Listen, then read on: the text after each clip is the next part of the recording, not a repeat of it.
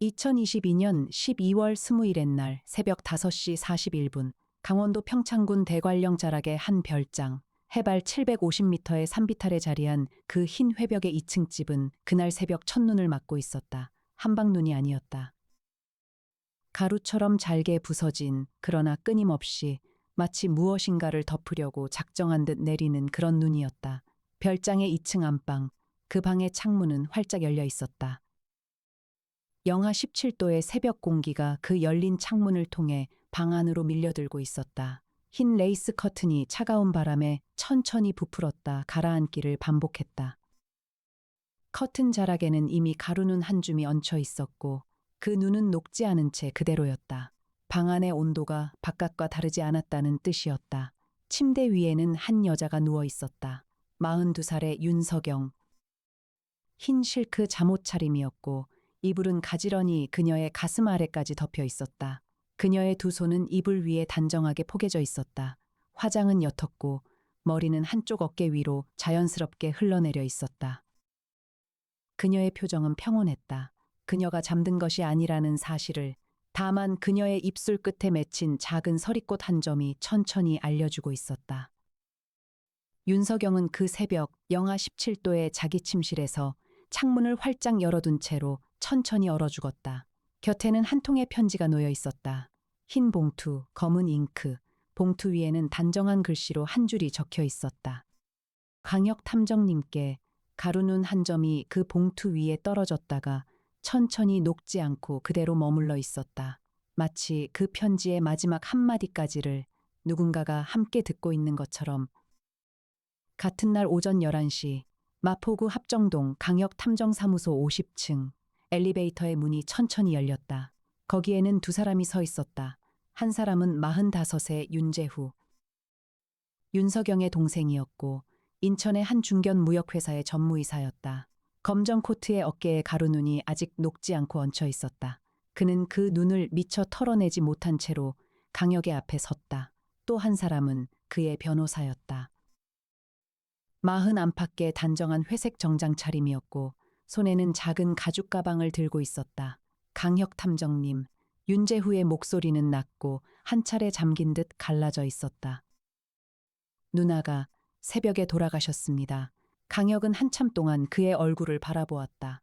사람이 가족의 죽음을 입 밖에 처음 꺼내는 순간의 그 떨림을 강혁은 형사 시절 16년 동안 누구보다 많이 보아왔다. 윤재후의 그 떨림은 슬픔의 떨림이었으나 어딘가에 한 가닥의 다른 결이 섞여 있었다. 그 결의 이름이 무엇인지 강혁은 아직 알 수 없었다. 응접실의 통유리 너머로 한강이 잿빛으로 흘렀다. 서울에는 오늘 첫눈이 내리지 않았다. 그러나 대관령에는 새벽부터 내리기 시작했다고 텔레비전 뉴스의 자막이 천천히 흐르고 있었다. 윤석영 씨께서 어떻게 돌아가셨습니까? 강혁이 차분히 물었다. 저체온증이라고 합니다. 강원경찰청에서 새벽에 다녀갔어요. 별장의 침실 창문이 활짝 열려 있었고 안에는 누나가 잠옷 차림으로 그렇게 누워 있었다고 합니다. 외상은 없었고 약물도 검출되지 않았고 침입 흔적도 없었어요. 자살로 결론 짓는 분위기였습니다. 윤재후는 잠시 호흡을 골랐다. 그리고 가방에서 한 통의 흰 봉투를 꺼냈다. 그런데 누나 곁에 이 편지가 놓여 있었어요. 봉투 위에 탐정님의 성함이 적혀 있었습니다. 강혁의 시선이 그 봉투 위에 잠시 머물렀다. 강혁 탐정님께 단정한 글씨였다. 그러나 강혁은 그 이름을 처음 보는 것이 아니었다. 이해나가 응접실의 한쪽에서 조용히 다가왔다. 그녀는 평소처럼 흰 셔츠 위에 짙은 회색 카디건을 걸치고 있었다. 둥근 안경 너머의 시선이 그 봉투 위에 한 차례 머물렀다 가라앉았다. 그녀는 강혁의 옆얼굴을, 봉투를 처음 본 순간에 그 옆얼굴을 또렷이 보았다. 그리고 그 얼굴 위에 한순간 스쳐 지나간 무언가를 그녀는 잠시 모른 척했다. 윤재후 선생님, 한 가지 여쭙겠습니다. 강혁의 목소리는 평소보다 한 단계 낮았다. 윤석영 씨와 저의 인연을 가족분들께서는 알고 계셨습니까? 윤재후는 잠시 강혁을 바라보았다. 그리고 천천히 고개를 끄덕였다. 네, 누나가 작년에 한 번 말씀하신 적이 있어요. 2005년에 서울에서 한 분을 만났었다고, 그분이 지금은 형사를 그만두시고 탐정사무소를 차리셨다고, 그 이상은 말씀하지 않으셨습니다. 강혁은 잠시 침묵했다. 그의 손이 봉투의 가장자리 위에서 한 차례 멈췄다. 그러나 그는 봉투를 열지 않았다. 다만 자기 자신의 호흡을 한번 고르고 그리고 천천히 말했다. 윤재우 선생님, 의뢰하실 내용을 먼저 정확히 말씀해 주시겠습니까? 네. 누나의 죽음이 정말 자살인지를 밝혀주세요. 그리고 만약 자살이라면 왜 자살이었는지를. 그것이 가족이 가장 알아야 할 것이에요. 탐정님. 같은 날 오후 1시, 강혁의 집무실. 문이 닫힌 그 방 안에서 강혁은 한참 동안 봉투를 책상 위에 놓아둔 채로 앉아 있었다. 봉투는 아직 열리지 않았다. 그것은 한 사람이 죽음의 마지막 자리에서 자신에게 남긴 편지였다. 그 편지를 여는 순간 그 사람의 마지막 한 시간이 자신의 손 안에서 시작될 것이라는 사실을 강혁은 알았다. 이에나가 조용히 노크하고 들어왔다. 그녀는 따뜻한 보리차 한 잔과 작은 김밥 한 줄이 담긴 접시를 손에 들고 있었다. 저혈당 예방이에요. 탐정님. 고맙습니다, 애나 씨. 그녀는 강혁의 책상 옆 의자에 천천히 앉았다. 그리고 한참 동안 봉투를 바라보았다. 그녀는 어떤 질문도 하지 않았다. 그것이 그녀가 강혁에게 줄 수 있는 가장 큰 배려라는 것을 두 사람은 모두 알았다. 애나 씨, 네, 탐정님. 17회 전이에요. 2005년 12월, 제가 강력계 신참이었을 때예요. 그해 겨울에 한 사건이 있었어요. 종로구의 한 작은 갤러리에서 화재가 났어요. 인명피해는 없었어요. 그러나 그 갤러리의 관장님 따님이 한 분 있었어요. 그분이 윤석영 씨예요. 이에나는 천천히 고개를 끄덕였다. 그녀는 묻지 않았다. 다만 듣고 있었다. 그해 12월에 첫눈이 내리던 날, 저는 그 갤러리 앞 골목에서 윤석영 씨를 처음 만났어요. 그분께서는 화재 직후에 갤러리 셔터 앞에 한참을 서 계셨어요. 흰 코트에 머리에는 눈이 얹혀 있었고요. 제가 어깨에 얹힌 눈을 손으로 살짝 털어드렸어요. 그것이 첫 만남이었어요. 강혁은 잠시 멈췄다. 그리고 그해 겨울 내내 우리는 종종 만났어요. 그분은 25이셨고 저는 25이었어요. 그러나 그 다음 해 봄 그분께서는 결혼을 하셨어요. 부모님께서 정해놓으신 자리였어요. 인천의 한 가문이었어요. 그분이 마지막으로 저에게 하신 말씀이 강혁 씨, 우리는 첫눈 한 번의 사람이었어요 였어요. 이에나는 한참 동안 침묵했다. 그녀의 안경알이 옅게 흐려졌다. 그러나 그녀는 그 흐림을 닦지 않았다. 탐정님. 그분께서는 17년 동안 그 첫눈을 기억하고 계셨군요. 네. 그리고 17년 만에 첫눈 내리는 날을 골라 자신의 죽음을 두셨군요. 강혁은 천천히 봉투를 들었다. 그리고 그 봉투의 가장자리를 손가락으로 한 차례 가볍게 매만졌다. 그것은 그가 그분의 손을 한 번 더 잡아들이는 그런 동작이었다. 애나 씨, 함께 열어주시겠어요? 이애나는 잠시 강혁의 얼굴을 바라보았다. 그리고 천천히, 그러나 분명하게 고개를 끄덕였다. 네, 탐정님, 함께요. 봉투 안에는 한 장의 편지지가 들어 있었다. 흰 종이에 검은 잉크, 글씨는 단정했고 한 줄도 흔들리지 않았다. 마지막 한 시간을 보낸 사람의 글씨라고는 믿기 어려운 평온함이 그 종이 위에 가지런히 놓여 있었다. 강혁 탐정님께 이 편지를 받으셨다면 저는 이미 첫눈 속에 있을 거예요. 17년 전 그 골목에서 제 어깨에 눈을 손으로 털어주셨던 그 사람의 손길을 저는 한 번도 잊지 못한 채로 살아왔어요. 다만 한 가지를 부탁드리고 싶어요. 저의 죽음을 자살로 두지 말아주세요. 자살은 아니에요. 그러나 타살이라고 말씀드릴 수도 없어요. 저는 다만 더 이상 살아갈 수 없는 자리에 와 있었던 것 뿐이에요. 그 자리에 저를 데려다 놓은 사람이 있어요. 그러나 그 사람의 이름을 저는 이 편지에 적지 않을 거예요. 탐정님께 부탁드리고 싶은 것은 단 한 가지예요. 저의 별장의 2층 안방, 화장대 가장 안쪽 서랍 안에 작은 자물쇠 상자가 하나 있어요. 그 상자의 열쇠는 저의 결혼 반지 안쪽에 새겨진 숫자예요. 그 상자 안의 것들을 탐정님께서 끝까지 따라가 주세요. 그리고 그것을 따라가신 끝에서 한 사람을 만나게 되시거든. 그 사람의 손을 한번 잡아주시기를 부탁드려요. 미워하시지는 말아주세요. 그 사람도 저와 같은 자리에 와 있는 사람이에요. 마지막으로 한 가지. 17년 전 첫눈은 저에게 단 한 번의 따뜻함이었어요. 그 따뜻함이 17년을 저를 살게 했어요. 부디 탐정님께서도 그런 따뜻함을 곁에 두시기를, 미루지 마시기를. 한 번의 첫눈은 17년을 살게 하지만 17년의 침묵은 한 사람을 끝내 얼게 한다는 것을 저는 오늘 새벽에야 알게 되었어요. 2022년 12월 20일의 날 새벽, 윤석영 드림, 편지가 끝나는 자리에서 이해나는 한참 동안 안경알을 닦지 않았다. 그녀의 손가락은 편지지의 가장자리에서 천천히 떨어졌다. 강혁은 책상 위에 놓인 보리차 잔을 한 모금 머금었다. 그것은 그가 자신의 안쪽 어딘가에서 흔들리는 것을 가장 조용히 가라앉히는 방법이었다. 탐정님, 가시지요. 대관령으로요. 네, 애나 씨. 함께요. 2022년 12월 20일의 날 오후 5시 40분 강원도 평창군 대관령의 그 별장 앞 강혁과 이해나가 검정 무인전 기차에서 내렸을 때 산자락은 이미 어둠에 잠겨가고 있었다. 가로눈은 여전히 내리고 있었다. 별장의 마당에는 강원경찰청의 폴리스 라인이 한 줄 둘러쳐져 있었으나 현장 감식은 이미 끝난 뒤였다. 사건은 행정적으로 단순 변사 사건으로 정리되어 가고 있었다. 윤재후가 별장의 열쇠를 강혁에게 건넸다. 누나의 별장입니다. 누나가 결혼 후에도 가장 자주 와 머무신 곳이에요. 부탁드립니다, 탐정님. 별장의 1층은 작은 거실과 부엌으로 이루어져 있었다. 거실의 한쪽 벽에는 그림 한 점이 걸려 있었다. 흰 갤러리의 셔터 앞에 한 여자가 흰 코트를 입고 서 있는 그림이었다. 어깨 위에 눈이 얹혀 있었다. 그림 아래에는 작은 명패가 하나 붙어 있었다. 2005년 12월의 첫눈, 윤석영. 강혁은 잠시 그 그림 앞에 섰다. 그는 그 그림을 본 적이 없었다. 그러나 그 그림 속의 풍경은 그가 17년 동안 자기 안쪽에서 한 번도 지우지 못한 풍경이었다.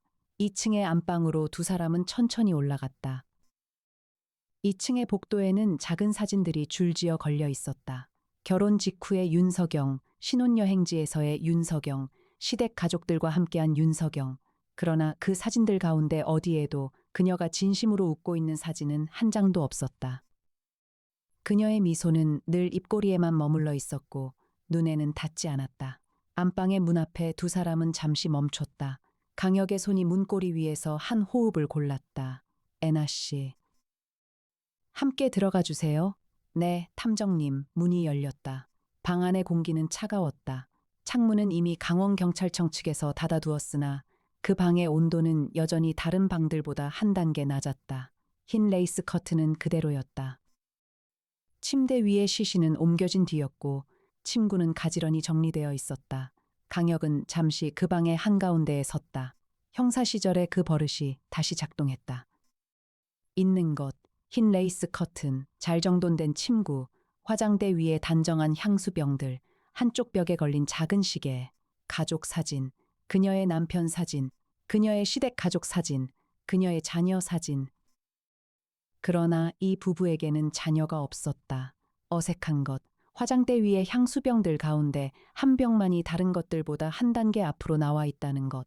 그 향수병의 라벨은 17년 전에 단종된 모델이었다.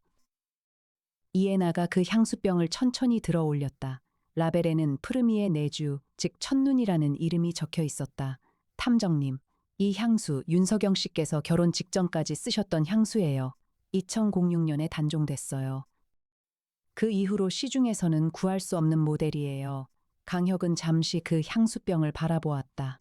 그 향수병이 오늘 새벽 가장 앞에 놓여 있었군요. 네, 그분께서 마지막으로 한 번 더 손에 닿게 두신 거예요. 화장대의 가장 안쪽 서랍을 강혁이 천천히 열었다. 그 안에는 검은 가죽으로 마감된 작은 자물쇠 상자가 한 점 놓여 있었다. 손바닥보다 조금 큰 크기였고 자물쇠는 네 자리의 숫자 자물쇠였다. 애나 씨. 결혼 반지의 안쪽에 새겨진 숫자. 네, 강원경찰청 보고서에 따르면 그분의 결혼 반지는 시신과 함께 보관 중이에요. 윤재후 선생님께 전화드릴게요. 이해나가 통화를 마쳤다. 15분 뒤 강원경찰청의 한 형사가 별장으로 직접 결혼 반지를 가져왔다. 반지의 안쪽에는 네 자리의 숫자가 새겨져 있었다.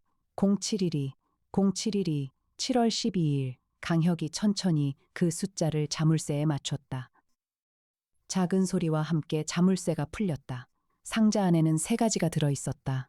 한 다발의 편지, 한 장의 사진, 그리고 한 권의 작은 노트. 편지 다발은 모두 같은 글씨로 적힌 것이었다. 그러나 그 글씨는 윤석영의 글씨가 아니었다. 다른 사람의 글씨였다. 날짜는 2007년부터 2022년까지 15년에 걸쳐 있었다. 1년에 한 통씩이었다. 모두 12월에 첫눈이 내린 날에 쓰여 있었다. 사진은 한 장이었다. 흰 갤러리의 셔터 앞에 두 사람이 나란히 서 있는 사진이었다. 한 사람은 25의 윤석영이었고 또 한 사람은 강혁이 아니었다. 다른 남자였다. 40 안팎의 남자였다. 단정한 회색 정장. 키는 윤석영보다 조금 더 컸고 어깨는 단단했다. 그러나 그의 얼굴은 사진 속에서도 어딘가 슬퍼 보였다. 애나 씨, 이분은 누구실까요? 이애나가 사진을 천천히 받아들었다. 그녀는 사진을 한참 바라본 뒤 천천히 입을 열었다. 탐정님, 이분 어디서 본 분 같아요. 그녀의 손가락이 태블릿 위에서 빠르게 움직였다. 10초도 되지 않아 그녀의 화면 위에 한 사람의 신상이 떴다. 2005년 당시 사진이에요. 이름은 오정훈, 42살, 화가. 2005년 당시 종로구의 그 갤러리에서 전시를 준비하던 분이에요. 그리고 그 갤러리의 화재 사건 당시 가장 큰 피해를 본 분이에요. 전시 예정작 12점이 모두 불에 타셨어요. 강혁의 시선이 사진 위에서 한 차례 깊어졌다.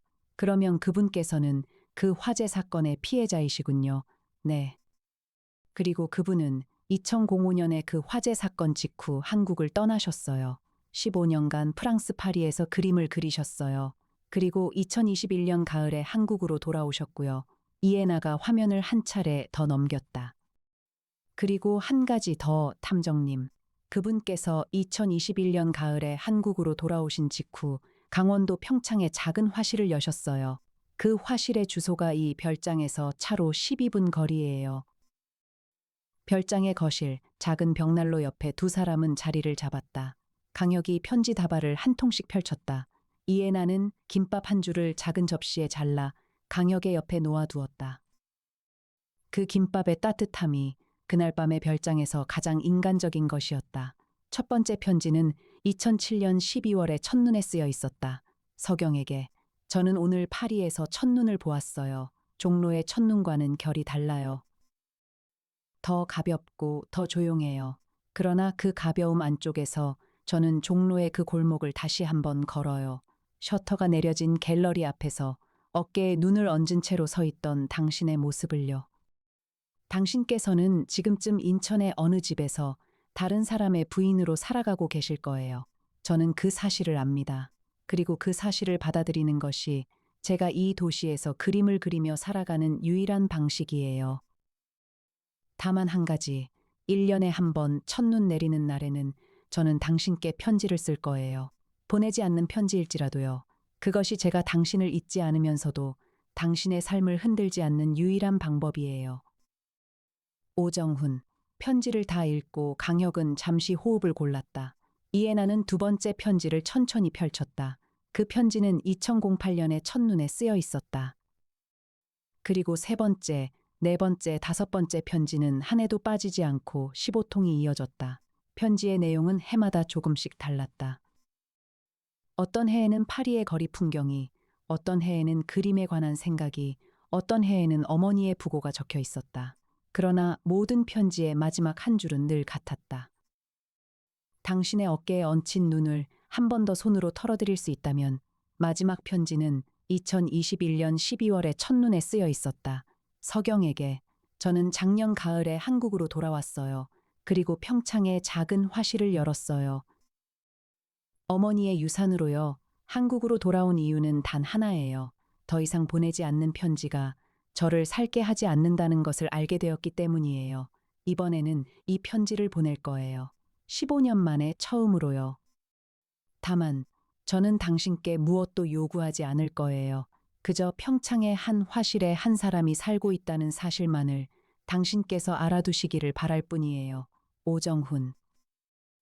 편지 다발의 가장 아래에는 윤석영의 작은 노트가 놓여 있었다. 갈색 가죽으로 마감된 그 노트는 그녀가 결혼한 2006년부터 올해까지의 시간을 한 줄씩 적어둔 일기였다.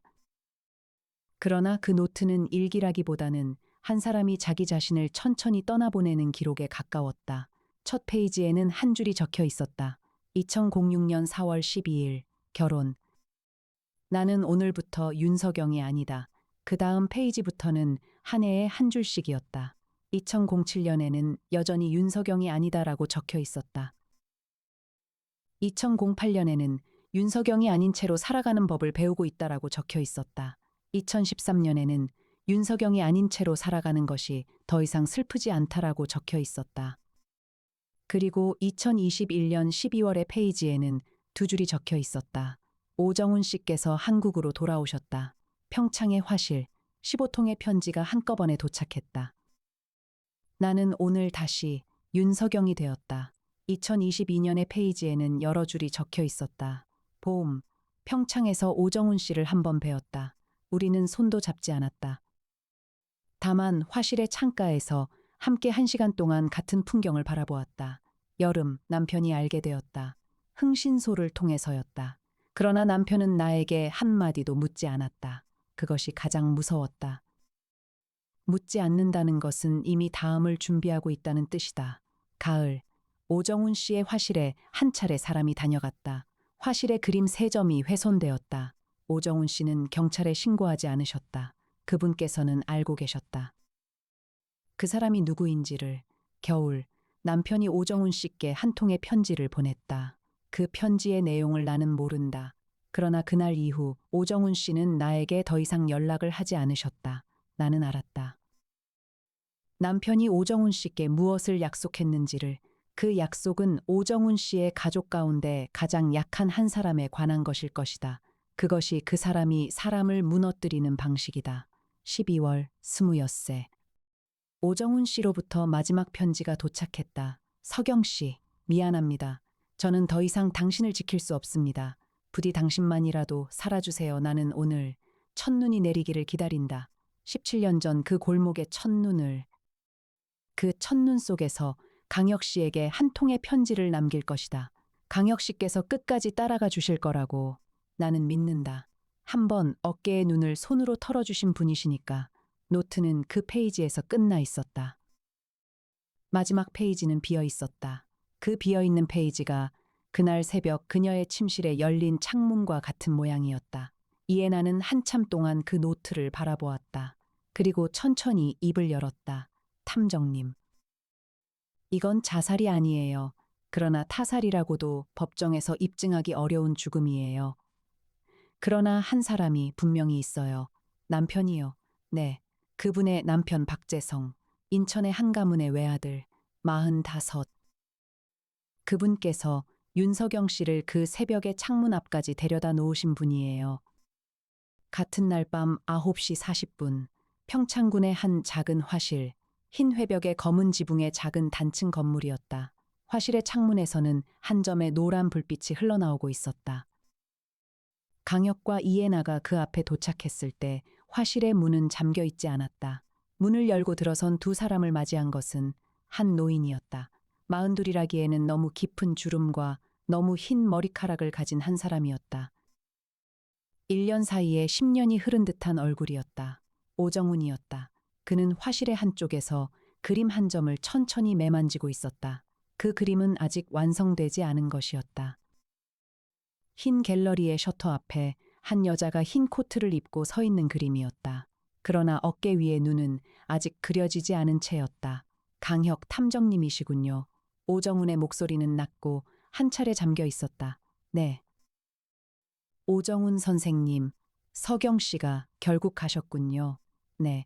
그는 잠시 그림 앞에 가만히 섰다. 그리고 천천히 자리에 앉았다. 강혁과 이해나도 그의 맞은편에 자리를 잡았다. 화실의 한쪽에 작은 난로가 있었고 그 위에서 물 한 주전자가 천천히 끓고 있었다. 노인은 그 주전자에 물로 차 세 잔을 끓였다. 그리고 잔 하나를 자기 앞에 두지 않고 빈자리 한 곳에 가만히 놓았다. 한 잔은 서경 씨의 자리예요. 네. 강혁은 잠시 침묵했다. 그리고 천천히 입을 열었다. 오정훈 선생님, 한 가지를 여쭙겠습니다. 박재성 씨로부터 어떤 편지를 받으셨습니까? 오정훈은 잠시 차의 김을 바라보았다. 그리고 천천히 대답했다. 편지가 아니라 사진 한 장이었어요. 사진이요. 네, 저의 누이의 작은 딸의 사진이었어요. 누이는 작년에 폐암으로 떠났고 매부도 그보다 일찍 떠났어요. 그 아이는 저에게 남은 유일한 가족이에요. 7살이에요. 그 사진은 그 아이가 모르는 한 어른의 손에 이끌려 어느 골목을 걸어가는 사진이었어요. 그 골목의 모서리에 한 줄이 적혀 있었어요. 이 아이가 오늘은 집에 돌아왔다. 이에나의 손끝이 찻잔의 손잡이에서 잠시 멈췄다. 그것은 협박이군요. 다음번에는 돌아오지 않을 수도 있다는. 네. 그래서 선생님께서는 윤석영 씨와의 연락을 끊으셨군요. 네. 저는 그 사진을 받은 다음 날 서경 씨께 마지막 편지를 보냈어요. 그것이 제가 그분께 드릴 수 있는 마지막 사랑이었어요. 그분의 곁을 떠나는 것이요. 그러나 오정훈의 목소리가 한 차례 흔들렸다. 그러나 그것이 그분을 결국 그 새벽의 창문 앞까지 데려다 놓을 걸 것이라는 사실을 저는 그때 알지 못했어요. 알았다면 저는 그 사진을 받고도 그분의 곁을 떠나지 않았을 거예요. 차라리 그 아이를 데리고 셋이서 어디로든 갔을 거예요. 저의 17년의 침묵이 결국 그분을 얼게 만들었어요. 탐정님, 강혁은 한참 동안 노인의 얼굴을 바라보았다. 그리고 천천히 그러나 분명하게 말했다. 오정훈 선생님, 그분께서 저에게 남기신 편지의 마지막 줄이 이것이었어요. 한 번의 첫눈은 17년을 살게 하지만 17년의 침묵은 한 사람을 끝내 얼게 한다. 선생님께서 그 17년의 침묵을 만드신 것이 아닙니다. 그 침묵을 만드신 분은 따로 계세요. 그리고 저는 그분을 찾아갈 겁니다. 다만 한 가지 약속드리겠습니다. 선생님의 조카 따님은 오늘 밤부터 저희 사무소의 보호 아래에 있을 거예요. 박재성 씨의 손이 그 아이에게는 더 이상 닿지 않을 겁니다. 오정훈의 눈에서 굵은 눈물이 한 줄 흘러내렸다. 그는 그 눈물을 닦지 않았다. 다만 자기 앞에 찻잔이 아닌 빈자리의 찻잔을 한참 동안 바라보았다. 제10화 형의 손길 2022년 12월 20여들의 날 새벽 2시 강혁의 휴대전화가 진동했다. 강민혁 형이었다. 형, 혀가 그 조카 아이 우리 쪽에서 안전가옥으로 옮겼다. 7살이고 다행히 깊이 잠들어 있다더라. 박재성 측의 흥신소 라인이 그 아이의 어린이집을 작년 가을부터 주시하고 있었어. 다 잡았어. 고마워, 형. 혀가, 내 형이 한 가지만 말한다. 박재성, 그 사람을 죄로 묻는 것은 어려울 거다. 협박의 직접 증거가 부족해. 사진의 발신지는 대포 라인이고 흥신소도 단계가 여러 겹이야. 그러나 한 가지, 너의 의뢰인 고인의 동생 윤재후 씨, 그분의 인천 무역회사가 박재성 가문의 자금 라인과 일부 묶여 있어. 그쪽으로 정리하면 가문 자체를 한 단계 내려놓을 수는 있을 거다. 그래. 형, 그쪽으로 부탁할게. 알았다. 형, 고맙다, 형. 전화가 끊겼다. 강혁은 한참 동안 어둠 속에 앉아 있었다. 별장의 거실, 작은 벽난로의 불꽃이 천천히 사그라들고 있었다. 그 옆에서 이에나가 조용히 다가왔다. 그녀의 손에는 따뜻한 보리차 한 잔이 들려 있었다. 저혈당 예방이에요, 탐정님. 애나 씨는 정말 한결같으시네요. 한결같은 게 제 직업적 자존심이에요. 두 사람은 잠시 벽난로의 불꽃을 바라보았다. 불꽃은 작아지고 있었지만 아직 따뜻했다. 애나 씨, 네, 편지의 마지막 줄 기억하시지요? 네, 미루지 말라고요. 이에나의 손끝이 보리차 잔의 손잡이 위에서 잠시 멈췄다. 그녀는 안경을 살짝 고쳐 쓰고 그리고 천천히 대답했다. 네, 탐정님, 기억해요. 그것이 두 사람이 그날 밤 별장에서 나눈 마지막 말이었다. 그러나 그 말의 짧음 안에 한 가지가 천천히 자리를 잡고 있었다. 두 사람 모두 그것을 알았고 두 사람 모두 그것을 서두르지 않기로 다시 한번 말없이 약속하고 있었다. 2022년 12월 29일 날 오후 1시 인천광역시 중구의 한 고급 한정식 식당 박재성이 단독 룸의 자리에 앉아 있었다. 45 단정한 회색 정장. 그의 앞에는 강혁이 자리하고 있었다. 두 사람 사이에는 따뜻한 차 한 주전자만이 놓여 있었다. 강혁은 이 자리를 위해 윤재우를 통해 면담을 청했다. 박재성은 처음에는 거절했으나 강민혁 검사 라인의 한 차례 신호 뒤에 결국 자리에 응했다. 강혁 탐정님, 무슨 일이십니까? 박재성의 목소리는 차가웠다. 그 차가움은 한 사람을 영하 17도의 새벽 침실 앞까지 데려다 놓을 수 있는 사람의 차가움이었다. 박재성 선생님. 한 가지만 말씀드리겠습니다. 강혁은 위스키 잔이 아닌 따뜻한 찻잔을 천천히 들었다. 제 의뢰인은 오늘부로 사라지셨습니다. 다만 그분께서 저에게 남기신 마지막 부탁이 한 가지 있었어요. 그 사람을 미워하지 말아주세요. 그 사람도 저와 같은 자리에 와 있는 사람이에요. 라고요. 박재성의 손가락이 찻잔의 손잡이 위에서 한 차례 멈췄다. 그래서요. 그래서 저는 오늘 선생님께 한마디만 드리러 왔습니다. 선생님께서는 한 사람을 16년 동안 천천히 얼게 만드셨습니다. 그리고 그 사람의 마지막 자리에서 그 사람은 선생님을 미워하지 말아달라고 저에게 부탁했습니다. 그것이 선생님께서 그분으로부터 받으신 마지막 사랑입니다. 박재성은 잠시 침묵했다. 그의 얼굴 위로 한 차례 어떤 결이 스쳐 지나갔다. 그것은 후회였는지 분노였는지 혹은 그 둘 사이에 어디쯤에 있는 것인지 강혁은 알 수 없었다. 다만 분명한 것은 박재성이 그 한마디에 한 차례 흔들렸다는 것이었다. 저는 그분을 사랑했습니다. 박재성이 천천히 입을 열었다. 그러나 그분께서는 저를 사랑하지 않으셨어요. 16년 동안 한 번도요. 그것이 저를 천천히 무너뜨렸어요. 저는 그분을 가두었어요. 그분의 시간을, 그분의 마음을, 그분의 모든 가능성을요. 저는 알고 있어요. 제가 한 일이 무엇인지를요. 네, 그래서 이제 저는 어떻게 해야 할까요? 탐정님. 강혁은 한참 동안 그의 얼굴을 바라보았다. 그리고 천천히 자리에서 일어났다. 박재성 선생님. 한 가지만 말씀드리겠습니다. 오정훈 화백님의 조카 따님, 7살의 그 아이는 오늘부터 선생님의 손이 닿지 않는 자리에 있습니다. 그 아이가 살아가는 동안 선생님의 어떤 라인도 그 아이의 근처에 한 발도 들이지 못합니다. 그것이 제가 오늘 선생님께 드리는 마지막 부탁입니다.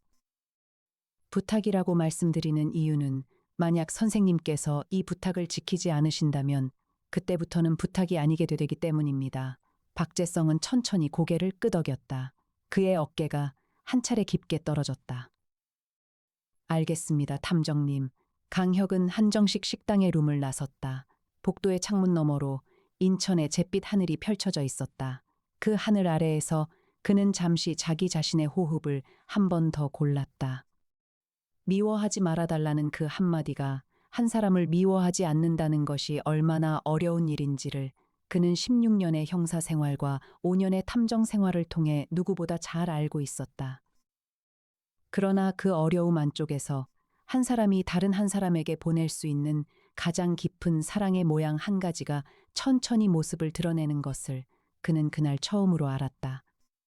2022년 12월 30날 오후 3시 경기도 양평의 한 작은 묘원, 윤석영의 묘소는 양지바른 자리에 있었다. 윤재우가 가족 묘원이 아닌 이 자리를 택한 이유는 그가 누나의 노트를 한 차례 읽었기 때문이었다. 그는 누나의 마지막 시간에 누나의 이름을 다시 한번 누나에게 돌려드리고 싶어 했다. 강혁과 이해나가 그 자리에 도착했을 때 묘소 앞에는 이미 한 사람이 서 있었다. 오정훈이었다. 그는 흰 갤러리의 셔터 앞에 한 여자가 서 있는 그림 한 점을 묘소의 한쪽에 가만히 세워두고 있었다. 그 그림 속의 어깨에는 마침내 눈이 그려져 있었다. 흰 코트, 흰 머리, 흰 어깨 그리고 그 어깨 위에 얹힌 작은 눈송이 한 점. 오정훈은 강혁을 보고 천천히 고개를 숙였다. 강혁도 그에게 고개를 숙였다. 두 사람은 더 말하지 않았다. 이에나가 묘소의 앞에 흰 국화 한 송이를 놓았다. 강혁은 잠시 그 자리에 가만히 섰다. 그리고 자기 외투 안주머니에서 한 통의 편지를 꺼냈다.